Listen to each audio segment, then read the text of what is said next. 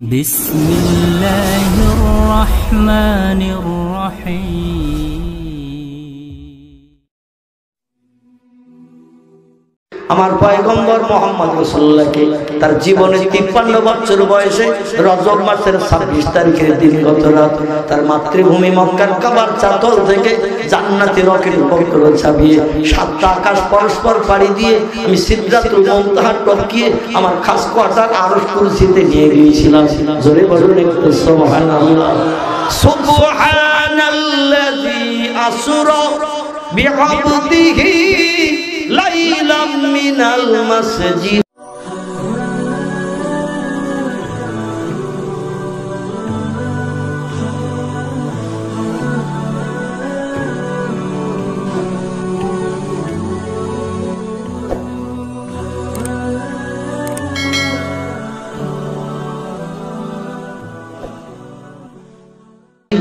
হারামে ইলাল মসজিদিল আকসা চিল্লাই বলেন আল্লাহু আকবার। নবীজির মেরাজ বিশ্বাস হয়।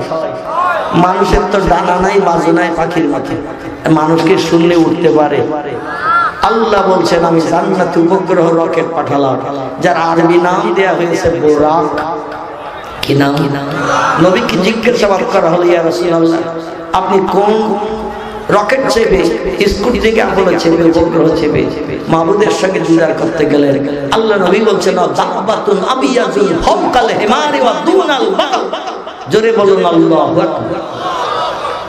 আমি যে রকেট থেকে সমস্ত সৃষ্টি স্রষ্টার সঙ্গে দিদার করতে গিয়েছিলাম, এই রকেটটার আরবি নাম ছিল বোরাক। বারকুম থেকে বোরাক নামকরণ করা হয়েছে। বারকুম শব্দের বাংলা অর্থ হলো বিদ্যুৎগামী যান। কি গামী? বিদ্যুৎগামী। একটা কাক যদি উড়ে যায়, শকুন যদি উড়ে যায়, হেলিকপ্টার যদি যায়, এরোপ্লেন যদি যায়, রকেট যদি যায়, দুবার তিনবার চোখ বন্ধ করে আলগা করলে দেখতে পাওয়া যায় না? যায় না? ও দূরে যাচ্ছে, এখনো দেখতে পাওয়া যাচ্ছে। দুবার তিনবার চোখ বন্ধ করে আলগা করবে, আগে কাছে দেখা গিয়েছিল, এখন দূরে দেখা যাচ্ছে। কিন্তু নবী বলছেন আমি এমন একটা রকেট চেপেছিলাম, একবার চোখ বন্ধ করলে করে আলগা করলে আর দেখতে পাওয়া যেত না। জোরে বললেন সুবহান। এত দ্রুতগামী রকেট।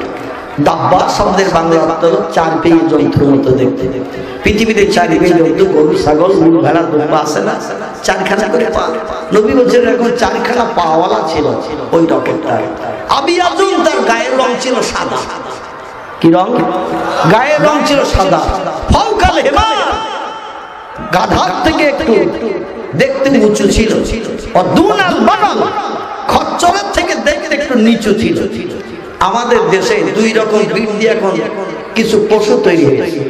এর জার্সি গরু বলা হয়, পোল্ট্রি মুরগি বলা হয়। আছে না পোল্ট্রি মুরগি?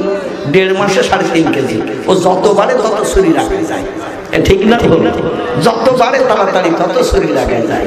জার্সি গরু দেখবে মাথার দিকে সলিমুদ্দিন চাচার গরুর মতো চার, পিঠের দিকে তাকিয়ে দেখবেন আব্দুল করিম দাদার মহিষের মতো না, ঘাড় গর্দান সমান, ঝুঁটি ফুটি নাই। জার্সি গরু, জার্সি গরু। মহিষের পিঠটা যেমন, জার্সির পিঠটা তেমন। মুখের কাঠিনটা গরুর মতো, পিঠের কাঠিনটা মহিষের মতো। এই দুধ যেতে বলা হয়। নবী বলছেন আমি যে রকেট চেপেছিলাম, মুখের কাঠিনটা গাধার মতো দেখতে ছিল, পিঠের কাঠিনটা খচ্চরের মতো দেখতে ছিল। জঙ্গলে ঘোড়া এবং গাধার মিলনে একটা পশু তৈরি হয়। এই পশুর নাম বলা হয়েছে খচ্চর। কি বলা হয়েছে? খচ্চর। খচ্চর নাও গাধা, নাও ঘোড়া, দুই রকম বীজের মাধ্যম দিয়ে তৈরি। যাই হোক, আল্লাহ রাসূল বলছেন তার গায়ে দুখানা ডানা ছিল। ডানা দুখানা লম্বা ডানা ছিল। এই ডানা মেলে আমাকে মক্কা কাবা শরীফের দরজার সামনে থেকে পিঠে উঠিয়ে নিয়ে একবার লাফ দিলেন উত্তর দিকে। একে লাফে 600 কিলোমিটার যে গাড়ি দাঁড়িয়ে গেল। জোরে বলুন সুবহান। একবার 4 পা তুলে লাফ দিলেন, একে লাফে উত্তর দিকে 600 কিলোমিটার চলে গেছে, গাড়ি থেমে গেছে। আল্লাহ নবী বলছেন ভাই জিবরিল আমি কি মাবুদের দরবারে এসে গেছি? কারণ তুমি তো আমাকে গাড়ি চালাচ্ছ আল্লাহর কাছে নিয়ে যাওয়ার দায়িত্ব নিয়ে, আমি কি এসে গেছি?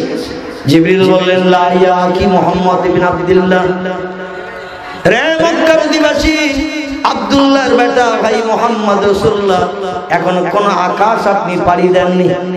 নবী বললেন তাহলে গাড়ি রাখা হলো কেন? জিবরিল বলছেন নবীজি আপনার নিয়ে যাওয়ার দায়িত্ব সিদরাতুল মুনতাহা পর্যন্ত আমার, সেখান থেকে স্বয়ং আল্লাহ নিজেই দায়িত্ব নিয়ে তার খাস কোয়ার্টারে হাজির করাবেন। আই পয়গম্বর আপনি এখনো কোন আকাশে যেতে পারেননি, পৃথিবীর মানুষ পৃথিবীতেই আছেন। নবী বললেন তাহলে গাড়ি হল করা হলো কেন? আমি মাহবুব দেখার জন্য পাগল পারা হয়ে আছি। জোরে বলুন একটু সুবহানাল্লাহ। যে আল্লাহকে খুশি করতে যে আমি 13টি বছর ধরে মার খেয়েছি, অত্যাচার পীড়া নির্যাতন মক্কাবাসীর কাছে সহ্য করেছি, আল্লাহ তাই সান্ত্বনা দেওয়ার জন্য তোমাকে গাইডম্যান বানিয়ে আর আমাকে তার কাছে নিয়ে যাওয়ার জন্য পরিকল্পনা নিয়েছে। তুমি হঠাৎ কেন গাড়ি ইন করলে বন্ধ করে দিলে? জিবরিল বলছে নবীজি আল্লাহর তরফ থেকে আমাকে 3টি দেশ পরিভ্রমণ করার কথা বলা হয়েছে। 3টি দেশ না ঘুরিয়ে নেওয়া পর্যন্ত আপনাকে আকাশে নিয়ে যাওয়া হবে না। প্রথমে একটি দেশে আপনারা নিয়ে এসেছে। নবী বললেন কোন দেশে এনে গাড়ি হল করেছো? তা সেই আপনার নানার বাড়ির দেশ, যে দেশের জমিনে আপনার বাবা মা উভয় কবরস্থ হয়ে আছে। নবী বলছেন আমি 6 বছর বয়সে বাবার সঙ্গে সাক্ষাৎ করতে মাকে উম্মে আইমানকে সাথে করে নিয়ে 600 কিলোমিটার রাস্তা মক্কা নগরী থেকে পাহাড়ের পর পাহাড় টপকে দৌড়িয়ে দৌড়িয়ে আমার বাবার সঙ্গে সাক্ষাৎ করতে এসেছিলাম। আর বাবার কবরের পাশে দাঁড়িয়ে মনের দুঃখ বাবার কাছে জানানোর সময় আমার মা আসার খেয়ে পড়লো কবরের পাশে। পরীক্ষা নিরীক্ষা করে দেখা গেল আমার আম্মা জনম জনম বিদায় নিয়ে নিয়েছে।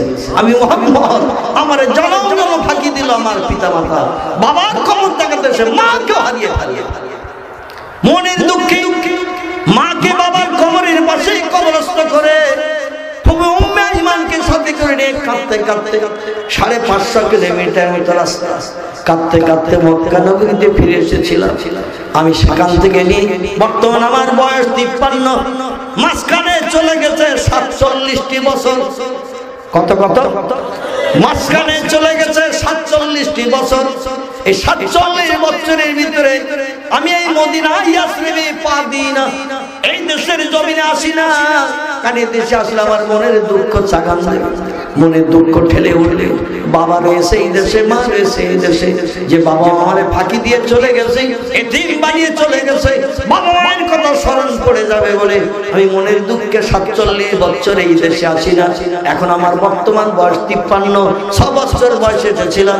আর আজকের এই আল্লাহ দেখার রজনীতি আনন্দের রাতে তুমি কেন সেই দুঃখের দেশে আমার নিয়ে হাজির করেছো? জিবরিল বলে ইয়া কি মুহাম্মদ বিন আব্দুল্লাহ, এই মক্কার অধিবাসী আব্দুল্লাহর বেটা ভাই মুহাম্মদ রাসূলুল্লাহ, আল্লাহর তরফ থেকে হুকুম হয়েছে, এই জন্য আমি বাধ্য হয়ে এই দেশে আপনাকে এনেছি, কিছু তথ্য আপনাকে পরিবেশন করব। তাই জোরে বলুন একটু সুবহানাল্লাহ। নবী বললেন মা সালাকা ইয়া কি রুহুল আমিন, আল্লাহর ফেরেশতা জিবরিল কি তথ্য তুমি আমার এই দেশে দেবে? আমি তো জানি দেশ আমার মনে ব্যথা দেওয়ার দেশ, দুঃখ দেওয়ার দেশ, আঘাত দেওয়ার দেশ। জিবরিল বলছে লা ইয়া রাসূলুল্লাহ, আমি তথ্য যেটা দেব আপনাকে তথ্যটা শুনতে হবে, কারণ আল্লাহ তথ্য দেওয়ার জন্য আমাকে হুকুম করেছে। নবী বলছেন বলো কি তথ্য দিতে চাও? আজ আনন্দের রাতে, আল্লাহ দেখার রাতে।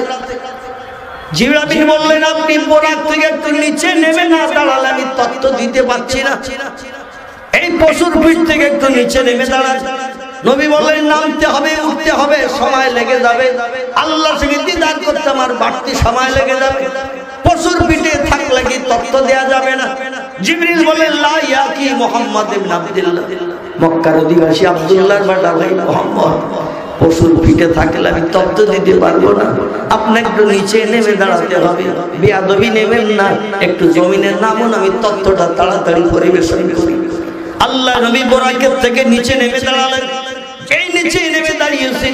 জিবরিল বলছে নবীজি একটু ভালো করে যেখানে দাঁড়িয়ে আছেন জায়গাটা দেখে নেন, রাতের গভীরে যতটা দেখা যায় জায়গাটা ভালো করে দেখে নিন।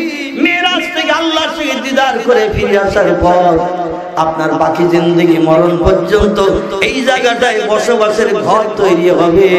এখানে আপনার বাকি জিন্দেগি এই জায়গায় ঘর বেঁধে কাল কাটাতে হবে। আর এই ঘরের মালিক হবে আপনার মনের মানুষ, কাছের মানুষ, সব থেকে প্রিয় ব্যক্তি যিনি, আবু কুহাফার বেটা তিনি, নাম তার আবু বকর সিদ্দিক। আবু বকর সিদ্দিকের একটি কন্যা, নাম হলো তার আয়েশা। ও আয়েশা আপনার জীবন সঙ্গিনী স্ত্রী হবে, আর এখানে তার জন্য ঘর বাঁধা হবে, আর তাকে নিয়ে 9.5 বছরের মতো আপনাকে এই জায়গায় ঘর বেঁধে সংসার করতে হবে। তা আল্লাহ আজকের এই তথ্যটা আপনাকে জানিয়ে দিতে বলেছেন, এই জন্য আপনাকে বোরাক থেকে নামতে বলেছি। পয়গম্বর বলেন, জিবরিল একই তথ্য দিচ্ছ তুমি আমাকে?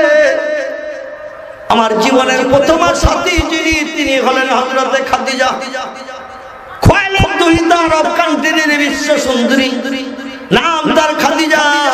খাদিজাকে নিয়ে মক্কা নগরীতে আমি 25টি বছর সংসার যাপন করেছি। 8 দিন পর্যন্ত না খাইয়ে তার মানাহারা রেখেছি। তার গহনাগাটি যৌতুকাদি বিক্রি করে মক্কার গরিবদের উনানে হারিয়ে গিয়েছে। আমার স্ত্রী আমার বিরুদ্ধে কোনোদিন কোনো মন্তব্য করেনি, কোনো টু শব্দ ব্যবহার করেনি। তাম পৃথিবীর মেয়ের একসঙ্গে মিলে যদি আমার সেবা দেয়, আমার স্ত্রী খাদিজার একদিনের সেবা দিতে পারবে না। খাদিজা যে ভালোবাসা আমারে দিয়েছে, সে ভালোবাসার কোনো নমুনা নাই। আমি খাদিজাকে যেদিন মক্কার জান্নাতুল মোয়াল্লায় পাহাড়ের কিনারায় কবরস্থ করি, আমার বয়স তখন 50, খাদিজার বয়স তখন 65। খাদিজা আমার সঙ্গে বিবাহ বন্ধনে যখন আবদ্ধ হয়, আমার বয়স ছিল 25, খাদিজার বয়স ছিল 40। এই 15 বছর বাড়তি বয়সের কারণে খাদিজা আগে বৃদ্ধা হয়ে ইন্তেকাল করেছে। সকলে বলুন আমিন। খাদিজাকে আমি মক্কার জান্নাতুল মোয়াল্লায় যখন দাফন করতে যাই, কবরে দাফন করে দিয়ে তার কবরের মাথার ধারে দাঁড়িয়ে বলেছিলাম, খাদিজা আমার জীবনের দুঃখের দিনের সঙ্গী তুমি, অভাবের দিনের সাথী তুমি, বিপদের সাহায্যকারী তুমি। তাম জিন্দেগি 25 বছর ঘুমকে হারাম করে তুমি আমার সেবার দায়িত্ব পালন করেছো। এই জন্য তোমাকে আজ মক্কার কবরস্থানে জান্নাতুল মোয়াল্লায় দাফন করছি। যতদিন আল্লাহ আমার হায়াতে বাঁচিয়ে রাখবে, আমি আর বিয়ে শাদী করব না। ও খাদিজা, আবার প্রণয় করে বিয়ে করে কোনো মেয়েকে নিয়ে সংসার জীবনে যদি সুখ ভোগ করি, তোমাকে তো সংসারে সুখ দিতে পারেনি, শান্তি দিতে পারেনি, তুমি কষ্ট পাবে কবরের ভিতরে। এই জন্য আমি চাই না তুমি কবরে কষ্ট পাও। তোমার মাথার কাছে দাঁড়িয়ে বলছি, আমি মুহাম্মদ বাকি জিন্দেগি যতদিন হায়াতে বেঁচে থাকবো, আমি আর বিয়ে শাদী করব না। জোরে বলুন একটু সুবহানাল্লাহ। জিবরিল আমিন বলেন, পয়গম্বর আপনি খাদিজার মাথার পাশে দাঁড়িয়ে ওয়াদা করেছেন কবরস্থ করে বিয়ে আর করবেন না, কিন্তু আপনি যেটা জানেন না সেটা জানে আল্লাহ। ও পয়গম্বর, বিয়ে করবেন না আপনি পণ করেছেন, কিন্তু আল্লাহ পাক মেরাজ থেকে ফেরানোর পর এই মদিনার অধিবাসী আপনাকে যখন বানাবেন, একাধিক ক্রমে 11 থেকে মতান্তরে 13টা বিয়ে আপনাকে করাবেন। জোরে বলুন একটু সুবহানাল্লাহ। আপনি চিন্তা নিচ্ছেন আর বিয়ে করবেন না, কিন্তু আপনার সংসার যাপন করার জন্য 11 মতান্তরে 13টা বিয়ে আল্লাহ আপনাকে করাবেন। কারো নাম খাদিজা, কারো নাম আয়েশা, কারো নাম হাফসা, কারো নাম উম্মে সালমা, কারো নাম উম্মে হাবিবা, কারো নাম যায়নাব বিনতে জাহাজ, কারো নাম যায়নাব বিনতে খুজাইমা, কারো নাম সাউদা, কারো নাম সুবিয়া, কারো নাম মাইমুনা, কারো নাম জাওয়ারিয়া, কারো নাম মারিয়া। এরা সব ছিল আল্লাহর পয়গম্বরের স্ত্রীগণ। চিল্লায়ে বলেন সুবহানাল্লাহ। আপনি চিন্তা ভাবনা নিয়েছেন আর বিয়ে করবেন না, কিন্তু আল্লাহ আপনাকে একাধিক বিয়ের পিড়িতে বসাবেন, কারণ আপনার নামের পাশে আল্লাহ সার্টিফিকেট দিয়েছেন, ওমা আরসালনাকা ইল্লা রাহমাতাল লিল আলামিন। হাবিব গো, দুঃখের দুঃখ মোচনের জন্য, অভাবের অভাব দূর করার জন্য, ক্ষুধার্তের ক্ষুধা নিবৃত্তির জন্য, ক্রন্দরত ব্যক্তির চোখের বাড়ি মোচনের জন্য আপনাকে কি শান্তির প্রতীক, দয়ার সাগর, করুণা ধার করে আপনাকে আমি পৃথিবীতে পাঠাই নাই, বরং হা হা হা আপনি সব দুঃখের দুঃখ মোচন করবেন, অভাবের অভাব দূর করবেন, ক্ষুধার্তের ক্ষুধা নিবৃত্তি করবেন। ক্রন্দরত ব্যক্তি কাঁদতে কাঁদতে আপনার কাছে আসবে, সান্ত্বনা দিয়ে মুখে হাসি ফুটিয়ে ঘরে ফিরাবেন। এটাই হলো আমার কোরআনের ইজ্জত রক্ষা করা। জোরে বলুন একটু সুবহানাল্লাহ। নারে তাকবীর। জিবরিল বলছেন, পয়গম্বর এই জায়গাটা ভালো করে দেখে নিন। মেরাজ থেকে ফিরে আসার পর আল্লাহ মাতৃভূমি মক্কা আপনাকে রাখবেন না, মক্কার মানুষ অত্যাচার আপনাকে আর সহ্য করাবেন না। বাকি জিন্দগি এই আশ্রমের দেশে আল্লাহ আপনাকে কাল কাটাবে।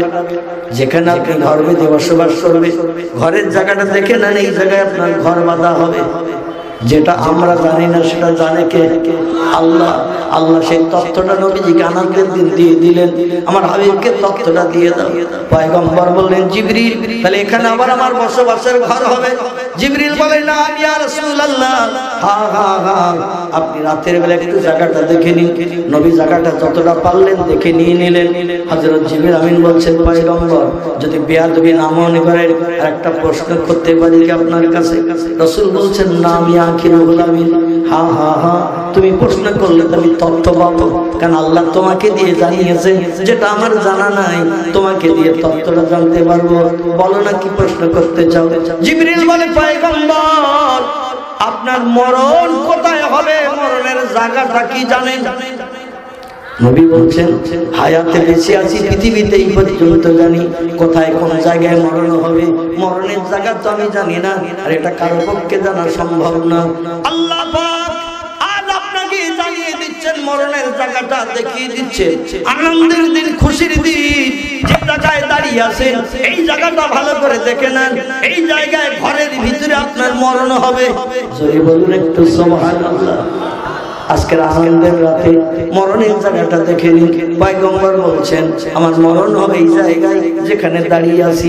জিবরিল বলছেন নাম ইয়া কি? মুহাম্মদ ইবনে আব্দুল্লাহ, মক্কার অধিবাসী আব্দুল্লাহর বেটা। ভাই মুহাম্মদ, হ্যাঁ আল্লাহ আমাকে তথ্য দিয়েছেন, আপনাকে আনন্দের রাতে তথ্যটা দিয়ে দিচ্ছি। মরণের জায়গাটা দেখে নেন। আল্লাহর পয়গম্বর জায়গাটা একটু ভালো করে দেখে নিলেন, কারণ মরণের জায়গা কে না দেখতে চাই? পৃথিবীর বিজ্ঞানীরা যদি এখন বলে দেয় তোমার মরণ হবে রাস্তার উপরে গাড়ির চাকার তলায়, তোমার মরণ হবে পানিতে ডুবে নৌকা যোগে, মরণ হবে তোমার ঘরে খাটের উপরে শুয়ে, এরকম তথ্য যদি বিজ্ঞানীরা জানিয়ে দেয়, ও লোকটা জীবনে আর ওখানে যাবে। কঠিন রোগ হয়েছে, ডাক্তার বলেছে তোমার মরণ হবে হসপিটালের বেডে। ও রোগ হয়েছে কঠিন, ছেলে মেয়েরা গাড়িতে করে হসপিটালে নিয়ে যেতে চাইছে, বলছে খোদার কসম তোদের পায়ে ধরি হসপিটালে নিয়ে যাস না, কারণ হসপিটালের বেডে শুলে আমার মরণ হবে। যত কঠিন রোগ হোক আমি হসপিটালে যাব না। যদি বিজ্ঞানীরা বলে দেয় মরণ হবে রাস্তার উপরে গাড়ির চাকার তলায়, পিষ্ট হয়ে ও জামার বাড়ি শ্বশুর বাড়ি যাবে ধান খাত দিয়ে, রাস্তায় জীবনে উঠবে নাকি? বরং গাড়ির চাকা কখন খুলে আমার গাড়ির উপর দিয়ে যাবে। যদি বিজ্ঞানীরা দার্শনিকরা বলে দেয় মরণ হবে নৌকা ডুবে হয়ে পানিতে, ও নদীর ওপারে যদি জামার বাড়ি শ্বশুর বাড়ি হয় জীবন আর যাবে নাকি? কখন কোন দিন পানির তলায় ডুবে মরবো তার ঠিক নাই। দুনিয়ার বিজ্ঞান যেটা জানে না সেটা জানে কে? সেটা জানে আমার আল্লাহ। আল্লাহ পাক বললেন জিবরিল আর একটা তথ্য আমার নবীকে আনন্দের দিন, আমার সঙ্গে দেখার দিন, দর্শনের দিন তুমি জানিয়ে দাও। জিবরিল বলে পয়গম্বর মরণের জায়গা দেখিয়ে দিয়ে দিলাম, ভালো করে আজ আনন্দের রাতে দেখে নিন। 3 নম্বর যদি বেয়াদবি না নেন আরেকটা প্রশ্ন কি আপনারা করতে পারি? নবী বললেন নাও। হ্যাঁ বলো না কি প্রশ্ন করতে চাও? জিবরিল বলছেন পয়গম্বর প্রত্যেকটি ব্যক্তির মরণ হবে, আল্লাহ কোরআনে তথ্য কোট করে দিয়েছেন কুল্লু নাফসিন যায়িকাতুল মাউত, আছে না নাই? প্রত্যেকটি প্রাণীর মরণের আশ্বাস চাখানো হবে। শুধু মানুষ নয়, যত সৃষ্টি আছে সব সৃষ্টির প্রাণ নাশ করানো হবে। অতএব আপনার মরণ হবে, এতে কি অবিশ্বাস আছে? রাসূল বলছেন লা ইয়াকিলুল আমিন, সব পয়গম্বরেরা মৃত্যুবরণ করেছে, আমারও মরণ হবে বিশ্বাস করি। তাহলে মরণের জায়গাটা দেখে নেন, এখানেই মরণ হবে। এবার আর একটা প্রশ্ন আপনার কাছে করি, সেটা হলো এই প্রত্যেকটি ব্যক্তির মরণ হয় যেখানে লাশ সেখান থেকে উঠিয়ে নিয়ে অন্যত্র কবরস্থ করা হয়, এটা হলো চিরন্তন নিয়ম। হসপিটালে মারা গেলে গাড়িতে করে লাশ বাড়িয়ে না হয়, রাস্তায় মারা গেলে লাশ উঠিয়ে নিয়ে বাড়িতে না হয়, এলাকায় স্থানীয় কবরস্থানে তারে দাফন করা হয়। আপনার কবর কোথায় হবে, কবরের জায়গাটা কি জানেন?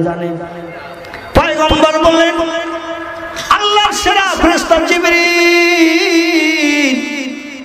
মরণের জায়গা দেখিয়ে দিলে এইখানে মরণ হবে, কিন্তু ঘরে মরণ হবে, কবর তো ঘরে হয় না, কবর হয় কবরস্থানে, বাসতলায়, বাংলা তলায়, যে কোনো ফাঁকা জায়গায় যেখানে কবরস্থান সেখানে লাশ দাফন করা হয়।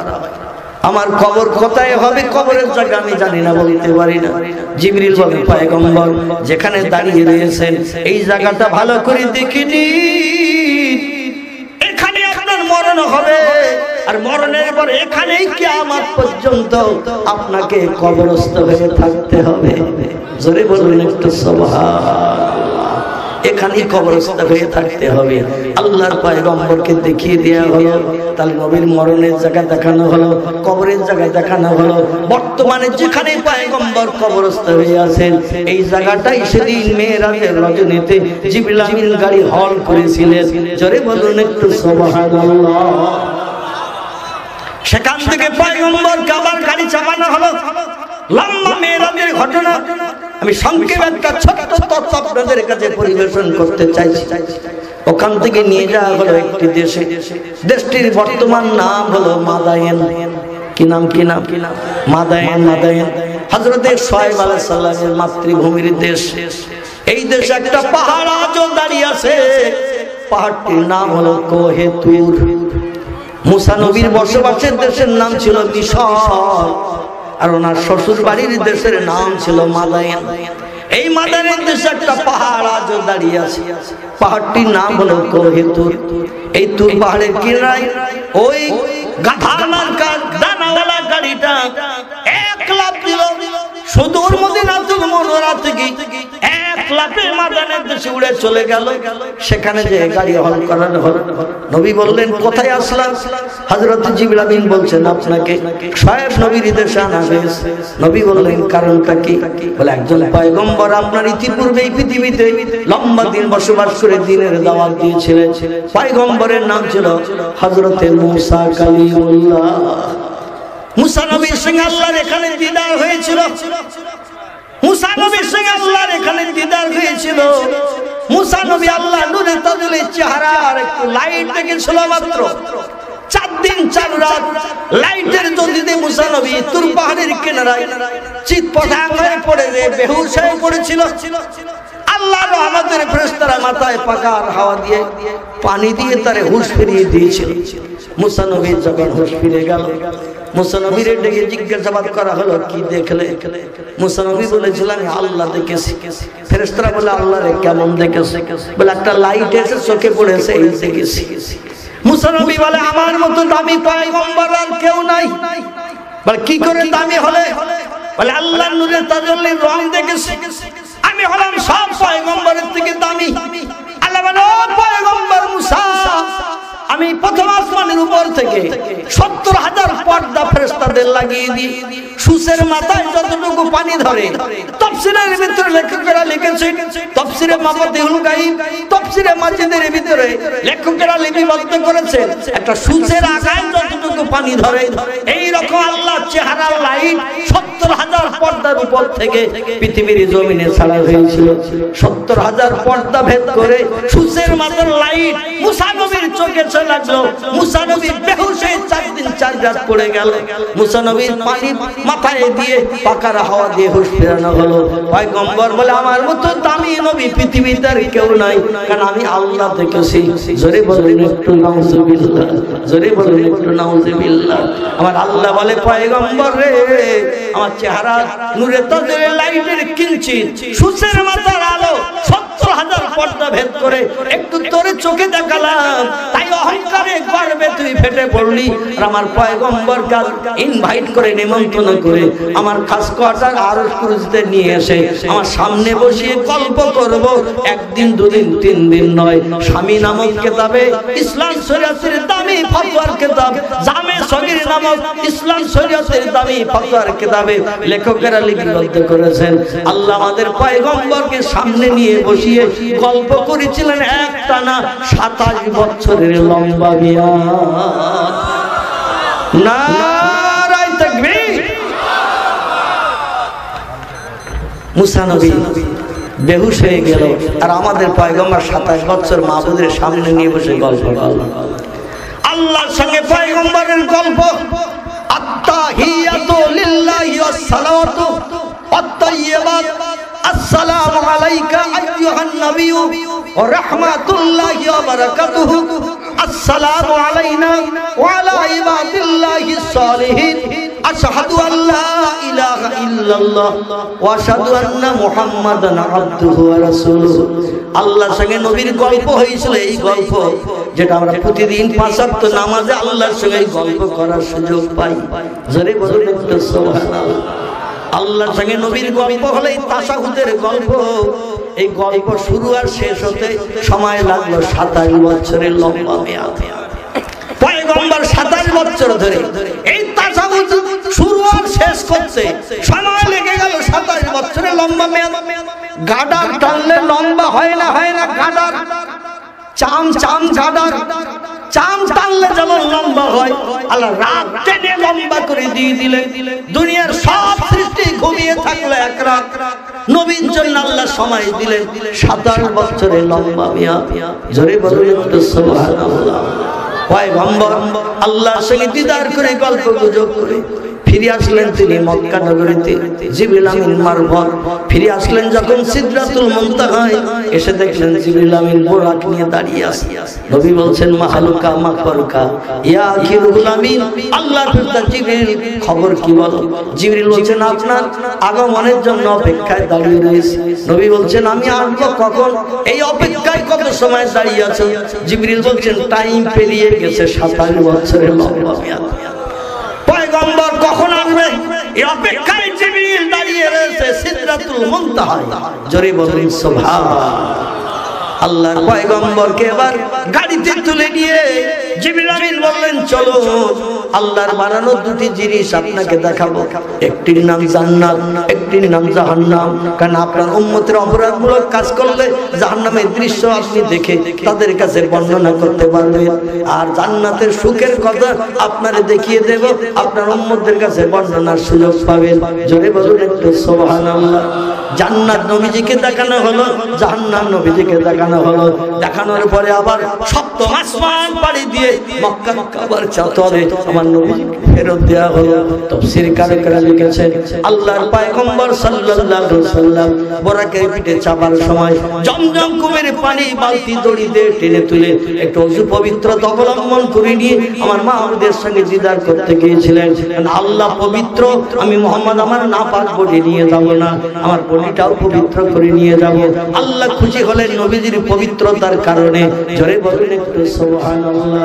আমার আপনার পয়গম্বর বলছেন আমি মক্কার জমিনে ফিরে এসে দেখি আমার ওযু করা পানি তখনও গড়িয়ে গড়িয়ে যাচ্ছে। আল্লাহ সব পারে কিনা? তুলিজুল লাইলা ফিন নাহারি অতুলিজুন নাহারা ফিল লাইল অতুখরিজুল হাইয়া মিনাল মাইয়িত অতুখরিজুল মাইয়াতা মিনাল হাইয়্যি ওয়াতারযুকু মান তাশাউ বিগাইরি হিসাব। জোরে বলুন আল্লাহু আকবার। আমার আল্লাহর সঙ্গে কিয়ামত পর্যন্ত লড়াই করে কেউ জয়ী হতে পারবে? আল্লাহ আমার কোরআনে আমার পাওয়ার সম্পর্কে আমি 6666টি সেন্টেন্স বাক্য দান করেছি। এর ভিতরে একটা বাক্যের সমান তোমরা হও। কি সেটা? আল্লাহ বলছে রাতের বেলা আমি দিন করি, দিনের বেলা রাত করি। তোমরা কে কোথায় আসো তোমরা একটু দিনের বেলা রাত করো, রাতের বেলা দিন করে জনগণকে দেখিয়ে দাও তোমাদের পাওয়ার শক্তি কত। তোমরা একটু এক কাজ করো, মরাকে জিন্দা করো, জিন্দাকে একটু মেরে দাও। আমি আল্লাহ মৃতকে জিন্দা করি, জিন্দাকে মারিয়া মারি। এটা আমার ব্যক্তিগত পাওয়ার। যদি বলুন সুবহানাল্লাহ। কেউ যদি 15 মিনিট মারা যায় আর বিজ্ঞান দার্শনিক ডাক্তারদের ডেকে যদি বলা হয় লোকটা মারা গেছে 15 মিনিট, এর একটু জিন্দা করে দেন যেন বাড়ির মালিক হয়, টাকা পয়সার মালিক হয়, স্ত্রীর স্বামী হয়। ডাক্তার বিজ্ঞান দার্শনিক দাঁড়াবে কেউ? মরে গেছে তার জিন্দা করতে বললে? আল্লাহ বলছেন যেটা তোমাদের পক্ষে অসম্ভব আমার জন্য সেটা সম্ভব। আমার ভাইরা, আল্লাহ বলছেন সমস্ত সৃষ্টির রিজিকের দায়িত্ব আমি আল্লাহ পরিবেশন করি, পালন করি। বান্দাকে এমন রেটে খাবি নেই, বান্দা নিজেও কল্পনা করে জানতে বুঝতে পারে কোথা থেকে কিভাবে আমার জন্য খাবারটা জুটে গেল। জোরে বলুন একটু সুবহানাল্লাহ। কালকে দুপুরবেলা কি খাবো বলতে পারবো কেউ? আগামীকাল দুপুরবেলা ব্যাংকে টাকা আছে 20 কোটি, পুকুরে মাছ আছে 7 মণ, আমার ভাইরা খেতে ফসল আছে 2-4 মণ, সবজি ফসল আছে, তবু কাল দুপুরে কি খাবো বলা যাবে? আল্লাহ বলছেন কালকে সারাদিন তোর জন্য রেখেছি হাফ গ্লাস দুধ, তোর জন্য রেখেছি হাফ গ্লাস দুধ। তোর টাকা আছে, পয়সা আছে, ব্যাংক ব্যালেন্স আছে, পুকুরে মাছ আছে, ঘরে চালের চাটি আছে, কিন্তু কি তোর দিয়ে জ্বলবে না।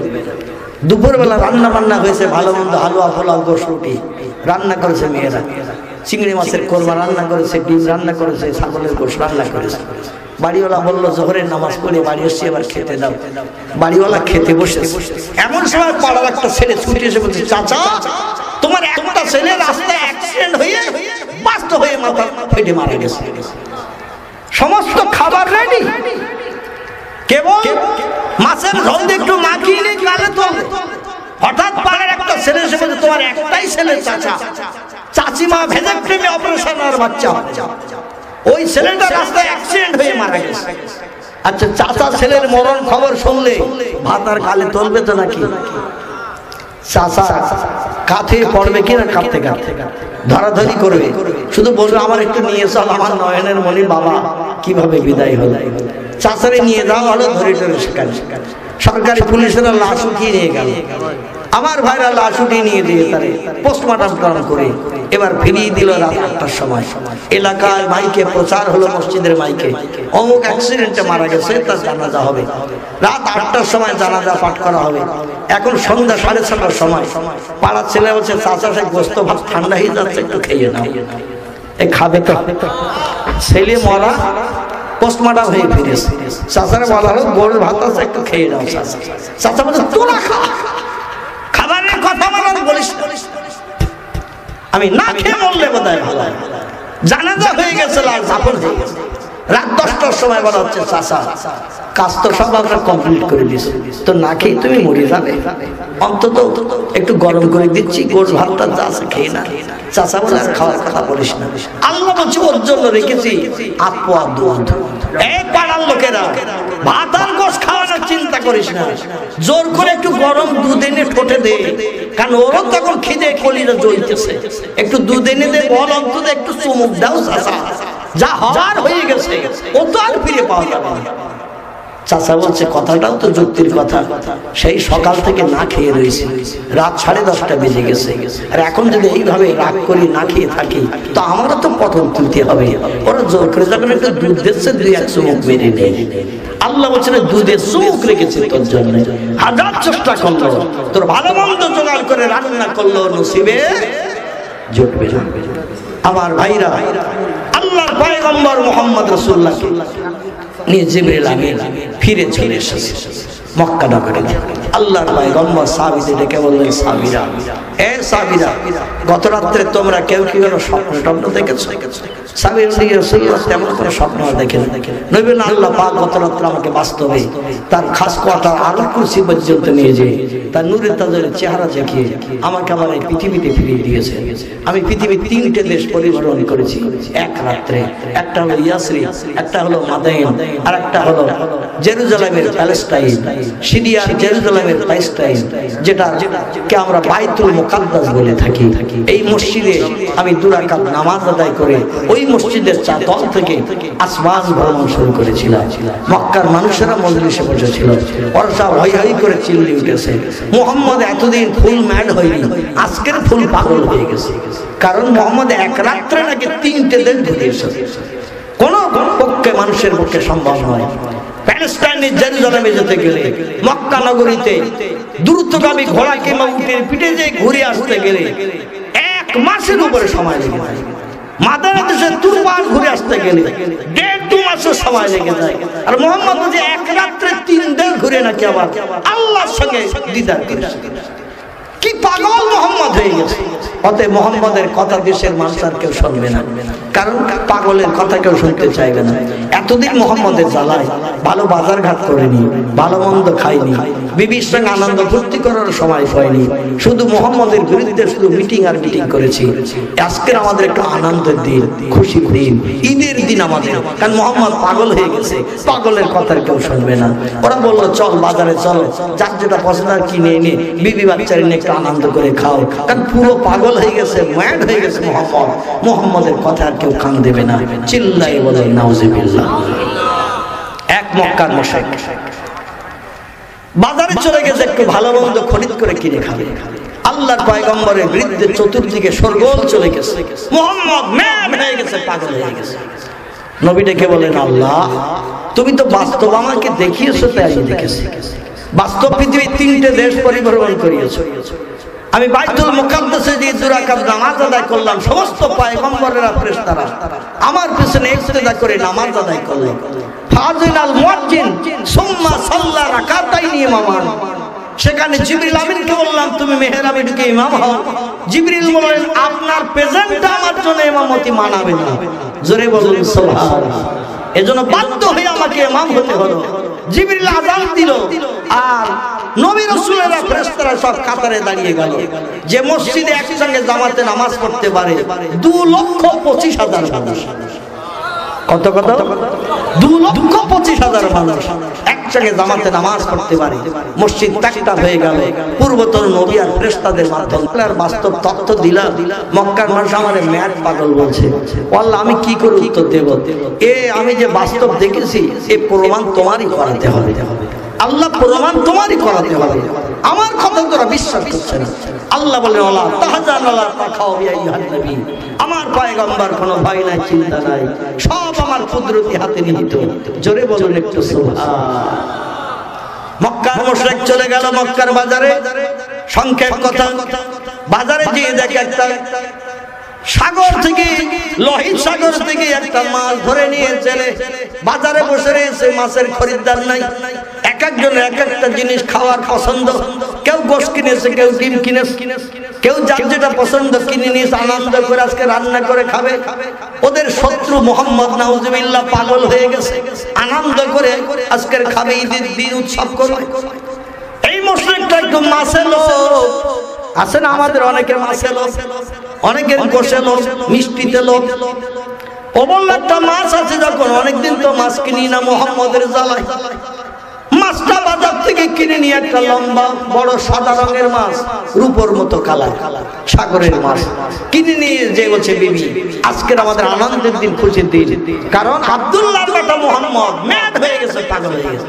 যে পাগলের মতো ভুল বকাবকি করছে, কেউ আর ওর কথায় কান দিচ্ছে না।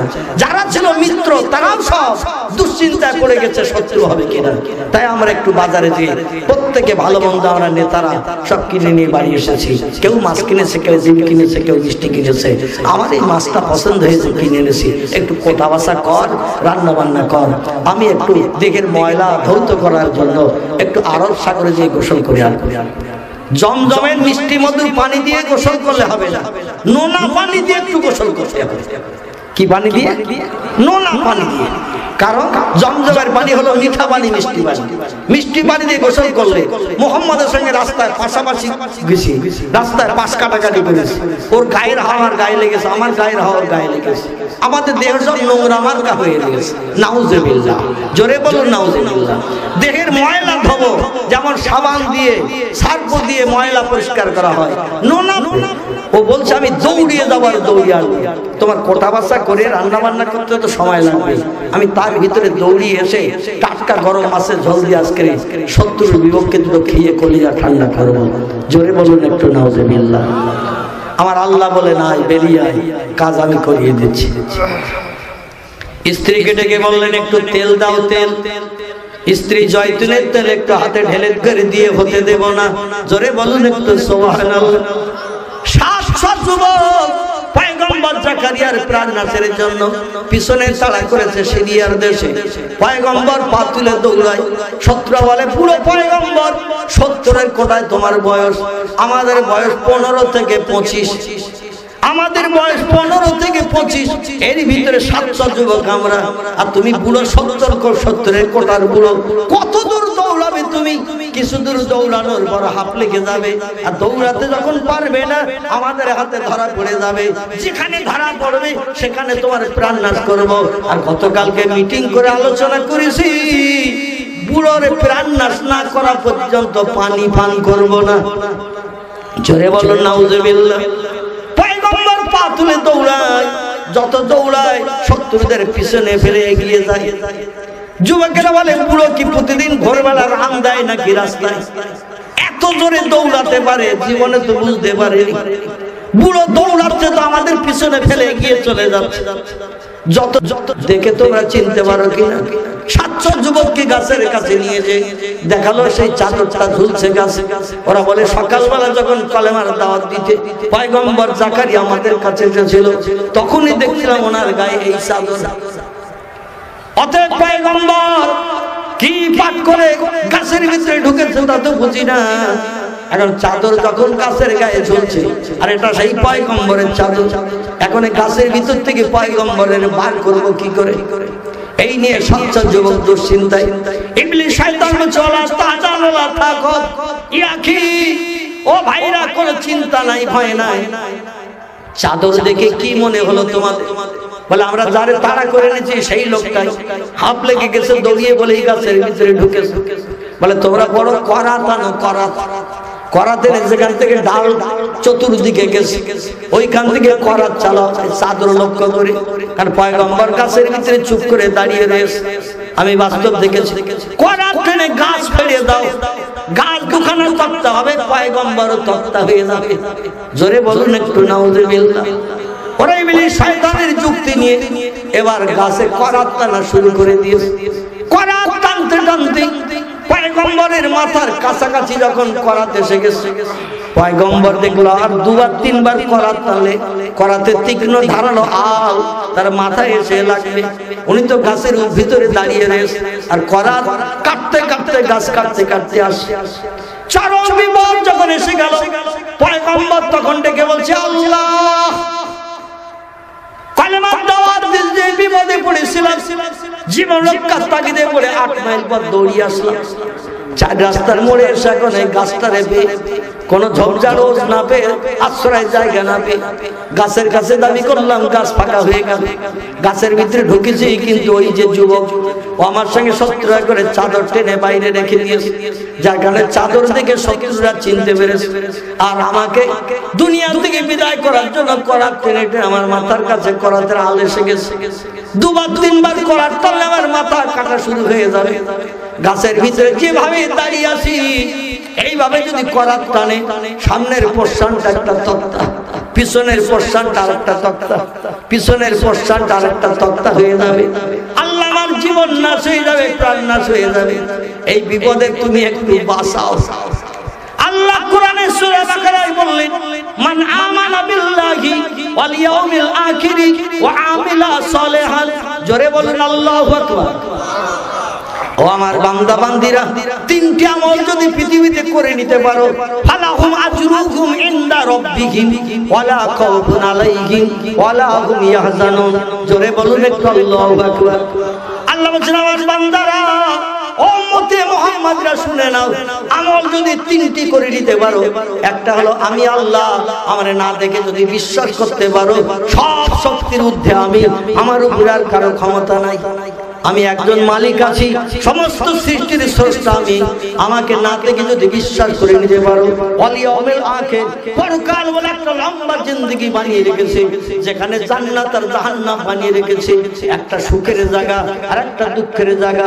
এই দুঃখের জায়গা থেকে নিষ্কৃতির জন্য ও আমিলা সালেহান, যদি একটু ভালো কাজ সৎ কাজ করে তোমরা কবরস্থ হতে পারো, ভালো ভালো কাজ যদি করে আসতে পারো, ফালাহুম আজরুহুম ইনদা রাব্বিহিম, তোমাদের পরওয়ারদিগার আলমের তরফ থেকে পুরস্কারে বিবেচিত করা হবে, গিফট দেওয়া হবে, অনুদান দেওয়া হবে। ফালা খাউফুন আলাইহিম ওয়ালা হুম ইয়াহজানুন, তোমাদের বিপদে মুসিবতে কোনো ভয় পেতে হবে না, চিন্তা করতে হবে না, সব সমস্যার সমাধান আমি আল্লাহ করে দেব। জোরে বলুন একটু আমিন। প্রথম নম্বর আমল হলো আল্লাহর উপর ঈমান আনতে হবে পাকাপোক্ত। কি ঈমান? পাকাপোক্ত ঈমান আনতে হবে। আল্লাহ ছাড়া আমার মালিক, বিপদে মুসিবত উপকারকারী আর কেউ নাই। আল্লাহ ডেকে বলছেন পয়গম্বর করাত মাথায় এসে গেছে, তাই এখন আমারে ডাকতেছে। এই 4 রাস্তার মোড়ে আমি কি তখন মারা গিয়েছিলাম নাকি? নাউজুবিল্লাহ। তুমি যখন দৌড়ানো শুরু করলে বুড়ো মানুষ, 70 বছরের বুড়ো, আর তোমারে তাড়া করলো 25-27 বছরের যুবকেরা, ওরা তো 1 মাইল পথ না দৌড়াতে তোমারে ধরে ফেলতো। তুমি আমার কাছে সাহায্য চেয়েছিলে, ওই শত্রুদের তাড়া খেয়ে বলেছিল আল্লাহ তুমি বাঁচাও, তাই তুমি 1 পা তুলেছ, আমি 1000 পায়ে গিয়ে দিয়েছি। তুমি 1 পা তুলেছ, আমি আল্লাহ আমার কুদরতি পা তোমার পায়ে লাগিয়ে দিয়েছি। এই জন্য তোমার 1000 পায়ে গিয়ে দিয়ে শত্রুদের থেকে ডিভাইডেড করে অনেক পিছনে ফেলে দিয়েছি। আর 4 রাস্তার মোড়ে এসে আমার কাছে সাহায্য না, তুমি গাছের বলছো গাছ একটু ফাঁকা ফাঁকা। পয়গম্বর হিসেবে গাছ তোমার একটু মর্যাদা দিয়েছে, তাই গাছ ফাঁকা হয়ে গেছে, তুমি গাছের ভিতরে ঢুকে গেছো। চাদর থেকে শত্রুরা চিনতে পেরেছে, তাই করাত টেনে এখন তোমার মাথা পর্যন্ত আলে নিয়েছে। এখন আমার ডাকতেছ কেন? গাছের ডাকো,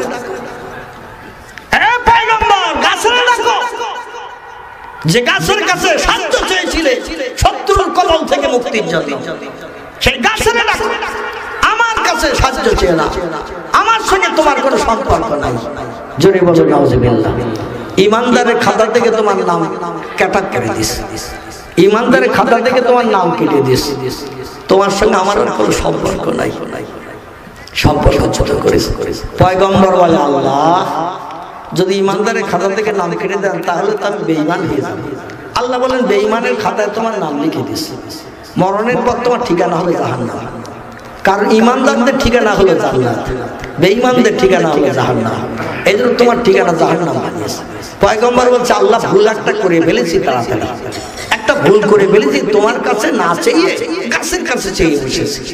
আমি একজন তোমার পয়গম্বর হয়ে ভুল করে ফেলেছি, আর ভুলের কি খেসারত হবে না? আমার আল্লাহ ডেকে বললেন পয়গম্বর কুল ইয়া ইবাদিয়াল্লাযিনা আসরাফু আলা আনফুসিহিম লা তাকনাতু মির রাহমাতিল্লাহ ইন্নাল্লাহা ইয়াগফিরুয যুনুবা জামিআ ইন্নাহু হুয়াল গাফুরুর রহিম। জোরে বলুন একটু আল্লাহু আকবার। আল্লাহ বলেন হাবিব আপনার উম্মতদের জানিয়ে দিন, নফসের তাড়নায় পড়ে, কুমন্ত্রণায় পড়ে, ধোকায় পড়ে, শয়তানের আশ্রয় পড়ে, বন্ধু বান্ধবের পাল্লায় পড়ে আপনার উম্মতেরা যদি ভুল পথে চলে, খারাপ কাজ করে, আমার হুকুমের খেলাফমূলক কাজ করে, লা তাকনাতু মির রাহমাতিল্লাহ, আমার করুণা রহমত থেকে আপনার উম্মতের কাউকে আমি আল্লাহ বঞ্চিত করব না। জোরে বলুন একটু সুবহানাল্লাহ। ইন্নাল্লাহা ইয়াগফিরুয যুনুবা জামিআ, আমি আপনার উম্মতের সারা জীবনের গুনাহ মাফ করে দিয়ে দেব। আল্লাহু গাফুরুর রহিম, আমি আল্লাহ বড় দয়াশীল, আমি বড় ক্ষমাশীল। ও আমার হাবিব বান্দারা ভুল করেছে, আমার কাছে একবার ভুল স্বীকার করতে বলো, তওবা করতে বলো, অনুতপ্ত হতে বলো, আমি তাদের সারা জীবনের গুনাহকে ক্ষমা করে দিয়ে রহমতের কোলে তুলে নিয়ে জান্নাত হালাল বানিয়ে দেব। জোরে বলুন একটু সুবহানাল্লাহ। কোরআন সত্য না মিথ্যা? পয়গম্বর বলে আল্লাহ রাস্তার চতুর্দিকে তাকিয়ে কোনো ঝোপঝাড় পাহাড় না পাওয়ার কারণে গাছটা দেখতে পেরে গাছের কাছে একটু হাত পেতেছিলাম, গাছ ফাঁকা হয়ে গেল, ভিতরে ঢুকলো, চাদর থেকে শত্রুরা বুঝতে পেরেছে, করাত টানতে টানতে মাথা পর্যন্ত এনেছে। এখন আর 2-1 বার টানলে আমার মাথায় আলেসে বিঁধবে, আর আমি তো করাতে ফেলে দিয়ে গাছের মতো তক্তা হয়ে যাব, আমার মরণ হয়ে যাবে। উপায় আল্লাহ বলেন পয়গম্বর ঈমানের খাতায় যদি আমার নাম তুলতে চাও, আমার জান্নাত যদি হালাল বানাতে চাও, আমি আল্লাহ তোমার অপরাধের জন্য যে শাস্তি দেব তুমি সেটা মানিয়ে নেবে কিনা? যে শাস্তি দেব তুমি সেটা মানিয়ে নেবে কিনা? পয়গম্বর বলে আল্লাহ পরকালের জিন্দেগি কোটি কোটি বছরের, দুনিয়ার জিন্দেগি তুচ্ছ দুদিনের, দুনিয়ার তুচ্ছ দুদিনের জন্য আমি পরকালে লম্বা জিন্দেগি বরবাদ করতে চাই না। আপনি যে শাস্তি আমাকে দেবেন আমি সে শাস্তি মাথা পেতে নেব। জোরে বলুন একটু সুবহানাল্লাহ। আল্লাহ বলে পয়গম্বর ইমানদারের খাতায় যদি নাম লিখতে চাস, আমার প্রেমিক যদি আবার সাব্যস্ত হতে চাস, গাছের ভিতরে যেভাবে দাঁড়িয়ে আসিস ওইভাবে দাঁড়িয়ে থাক। আর শত্রুরা করার টেনে মাথা থেকে পা পর্যন্ত দুখানা তক্তা বানিয়ে দেবে তোরে, সামনের পোর্শন আলাদা পিছনের পোর্শনটা আলাদা করে চেরাই করে তক্তা বানিয়ে দেবে। মরণের কষ্টে একবার আহ একবার উহ শব্দ যদি উচ্চারণ করিস, তোর প্রেমিকার খাতায় নাম থাকবে না। দাঁড়িয়ে দাঁড়িয়ে যদি মরণের যন্ত্রণা সহ্য করে আমি আল্লাহ আমার প্রেমে পাগল হয়ে জীবনকে উৎসর্গ করে দিতে পারিস, তাহলে তোর জন্য আবার আমি আল্লাহ ইমানদারের খাতায় নাম লিখে জান্নাত হালাল বানাবো। কবি কিতাবে লিখেছেন, এক ডাকিছেন জাকারিয়া নবী, করাতে তার মাথা চিরি, দুই খণ্ড করলেন নবীকে, উহু করলেন না। খোদা তোমায় ডাকতে জানি না, ডাকার মতো ডাকলে খোদা কেমনে শোনে না। পয়গম্বর পরকালের শান্তি পাওয়ার জন্য গাছের ভিতরে দাঁড়িয়ে থাকলো, আর শত্রুরা কড়া টেনে টেনে গাছ ফাড়িয়ে দুখানা করে দিল। পয়গম্বরের বডিটাও দুখানা করে দিয়ে দিল। পয়গম্বর মরণের কষ্টে একবার আহ একবার উহু শব্দ উচ্চারণ করেনি, ইমানদারের খাতায় নাম লেখানোর জন্য। জোরে বলুন একটু আমিন। আচ্ছা, আমাদের যদি এইরকম বিপদ আসে, আমরা কি ইমানের পরীক্ষা দিয়ে পাস করতে পারবো নাকি? ইমান চারটেখানি ব্যাপার নয়, ইমান হলো বড় পাকাপোক্ত ব্যাপার। যে সমস্ত ছেলে মেয়েরা মাদ্রাসায় পড়াশোনা করছে, বিশ্বনবীর আদর্শের রঙে তাদের রেঙে চলার তৌফিক দাও আল্লাহ। মাদ্রাসার ছাত্রদের বাপ মাকে হাসরের মাঠে জান্নাতি মানুষ হিসাবে উঠিও। মাদ্রাসার কর্তৃপক্ষ যারা আছে মাদ্রাসা পরিচালনা করছে, আল্লাহ তাদের ব্যবসায় কারবারে বেশি বেশি করে বরকত দান করো। হাড়িতে দানায় দানায় উন্নতি দাও। তোমার কোরআনের পিছনে যারা সময় দিচ্ছে, আল্লাহ তোমার রহমত যদি তারা পাবে না, তো আর কারা রহমত পাবে? আল্লাহ আল্লাহ তাদের রহমতের দরজা খুলে দাও। হাটে মাঠে পথে রাস্তাঘাটে সব জায়গায় তাদের উপরে তুমি করুণা ঝরিয়ে দাও। আল্লাহ রব্বুল আলামিন ওই দিন পর্যন্ত কবর আমাদের জন্য স্থায়ী জায়গা বানিয়ে আনা, যতদিন না পর্যন্ত আপনার হাবিবের দিদার নসিব হয়। অন্তত একটা বার এই বাংলাদেশের সেরা বিছানায় ঘুমের ঘরে বিশ্ব নবীর বিশ্ব সুন্দর চাঁদ মুখ আল্লাহ সকল হাত তোলা ব্যক্তিদের তুমি দেখা নসিব করিও। তোমার নবীর দিদার না করিয়ে আমাদের কালকে যেন কবরে হাজিরি করিও না। আল্লাহু মিন্না নাজালুকা ফি নূরিহি ওয়া নাউযু বিকা মিন শুররিহি তাকাব্বাল মিন্না ইন্নাকা আনতাস সামিউল আলিম ওয়া তুব আলাইনা ইন্নাকা আনতাত তাওয়াবুর রহিম। সুবহানা রাব্বিকা রাব্বিল ইজ্জাতি আম্মা ইয়াসিফুন ওয়া সালামুন আলাল মুরসালিন ওয়ালহামদুলিল্লাহি রাব্বিল আলামিন। ওয়া আখিরু কালিমাতিন ইনদাল মাউত লা ইলাহা ইল্লাল্লাহু মুহাম্মাদুর রাসূলুল্লাহ। আসসালামু আলাইকুম ওয়া রাহমাতুল্লাহ।